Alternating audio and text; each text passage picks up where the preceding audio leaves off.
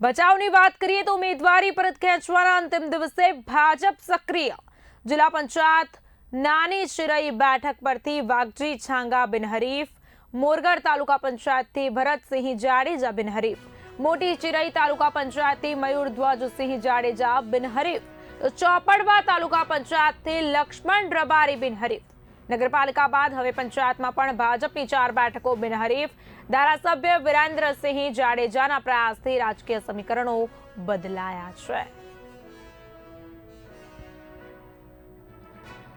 મહત્વનું છે કે ભચાઉ ખાતે ઉમેદવારી પરત ખેંચવાના અંતિમ દિવસે ભાજપ સક્રિય હોય તેમ લાગી રહ્યું છે. જિલ્લા પંચાયત નાની ચિરઈ બેઠક પરથી વાઘજી છાંગા બિનહરીફ જાહેર થયા છે. તો મોરગઢ તાલુકા પંચાયતની વાત કરીએ તો ભરતસિંહ જાડેજા બિનહરીફ. આ સાથે સાથે મોટી ચિરઈ તાલુકા પંચાયતથી મયુરધ્વજસિંહ જાડેજા બિનહરીફ, ચોપડવા તાલુકા પંચાયતથી લક્ષ્મણ રબારી બિનહરીફ.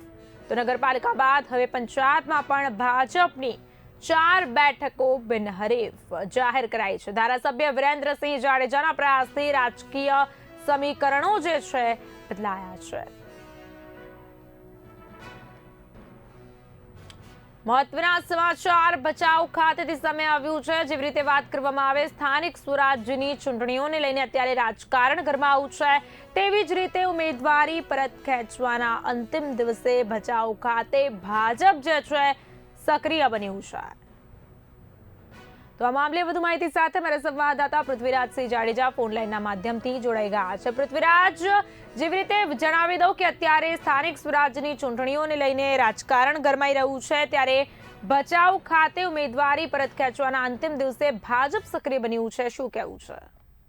જે ચોક્કસથી કહી શકાય કે જે રીતે આજે જે ફોર્મ ખેંચવાની જે પ્રક્રિયાનો જે અંતિમ દિવસ હતો, તે જે રીતે સૂચનાઓ સેવામાં આવી હતી કે ભાઈ જે રીતે જે અંતિમ સમય સુધી જે પોતાનું ફોર્મ પાછું ખેંચતા હોય, ત્યારે ખાસ કરીને ભચાઉ સીટ ઉપરથી કહી શકાય કે ધારાસભ્ય વિરેન્દ્રસિંહના સમર્થનમાં અને કદાચ કહી શકાય કે આ આગ્રહમાં જે નાની ચિરઈ જિલ્લા પંચાયતની વાઘજીભાઈ છાંગા તેમજ મોરગઢ તાલુકાના પંચાયતમાંથી ભરતસિંહ જાડેજા અને મોટી ચિરઈ તાલુકામાં પંચાયતમાંથી મયુરધ્વજસિંહ જાડેજા તેમજ ચોપડા તાલુકામાંથી પંચાયતમાંથી લક્ષ્મણભાઈ રબારી જે છે બિનહરીફ જાહેર થયા છે. ખાસ કરીને જે વિપક્ષમાં જે ફોર્મ ભર્યા હતા, એ કહી શકાય કે ધારાસભ્યના જે કહી છે સમર્થનમાં અને ખાસ કરીને એમના પ્રયત્નોથી આજે કહી શકાય કે પ્રયાસથી એમનું માન રાખીને જે સ્વેચ્છાએ ફોર્મ પાછા ખેંચી લીધા હોય, ત્યારે ક્યાંક ને ક્યાંક બિનહરીફ થઈ જાય. એક નવી અપડેટ આપી દઉં, અંજાર તાલુકાના વીરા ગામે પણ અત્યારે ભાજપને કહી શકાય કે જે બિનહરીફ સીટ મળી છે જિલ્લા પંચાયતની માટે.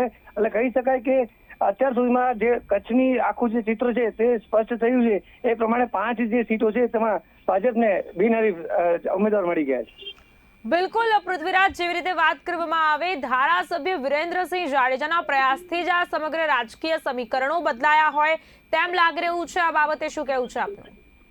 જે ચોક્કસથી કહી શકાય કે જે રીતે ભચાઉ રાપરના બાજુ જે રાપરના ધારાસભ્ય છે, રાપરના ધારાસભ્યનો વિરેન્દ્રસિંહનો એક સામાજિક લેવલે અને ખાસ કરીને જે સ્થાનિકોમાં જે પ્રેમ છે ને જે એમના કામકાજ છે એમને પણ માન રાખીને ક્યારેક ક્યાંક કહી શકાય કે આ ચૂંટણીનું જે આખું સમીકરણ ચેન્જ થયા છે, તેમાં જે મુખ્ય જે હીરા કહી શકાય કે જે કિંગ મેકર કહી શકાય એ વિરેન્દ્રસિંહ રહ્યા છે. કારણ કે એમના કામને કારણે થઈને, એમના સમર્થનના કારણે અને ખાસ એમના પ્રયાસથી આ જે છે લોકોએ જે ચાહે અપક્ષમાંથી હોય અથવા કોઈ પક્ષમાંથી લીધી ટિકિટ હોય, એ સ્વેચ્છાએ પાછી ખેંચી લેતા હોય. એટલે ક્યાંક ને ક્યાંક કહી શકાય કે જે વિરેન્દ્રસિંહનું જે વર્ચસ્વ છે એ આજની તારીખમાં આજે જે 4 સીટો મળી છે એમાં ક્યાંક ને ક્યાંક જે શ્રેય છે એ વિરેન્દ્રસિંહ ધારાસભ્યને જાય છે.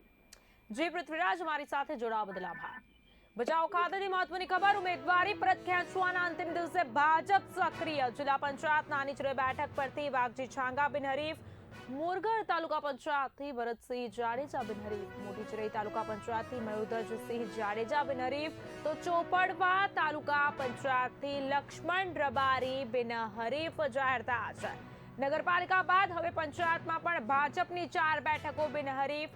ધારાસભ્ય વિરેન્દ્રસિંહ જાડેજાના પ્રયાસથી રાજકીય સમીકરણો બદલાયા.